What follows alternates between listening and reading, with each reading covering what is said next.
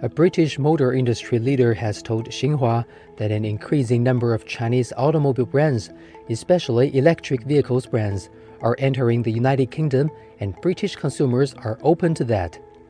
The UK has always been an open market. We've seen over the years European brands come, Japanese brands come, Korean brands come, and we can see now Chinese brands arriving in the UK, and the British consumer is open to that. As long as the trade is free and fair, that is good for the consumer and good for the industry because it stimulates competition, which in turn stimulates innovation. Data from the China Association of Automobile Manufacturers show that exports of China's new energy vehicles, including both pure electric and hybrid vehicles, soared by 77.6% to more than 1.2 million units in 2023. China is now both the biggest market, the biggest manufacturer of cars, and the biggest exporter of cars, so it's sort of got the trifecta there.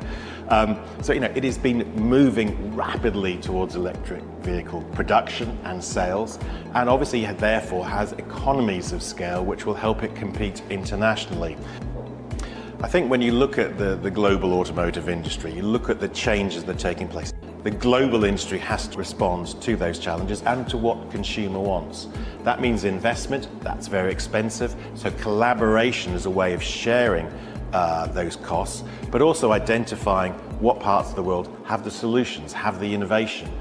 We've got a lot going on in the UK. We have a very close relationship between industry and academia, and so many of the Chinese brands are already here with R&D centres. So enable that collaboration because no one has all the answers to all these challenges.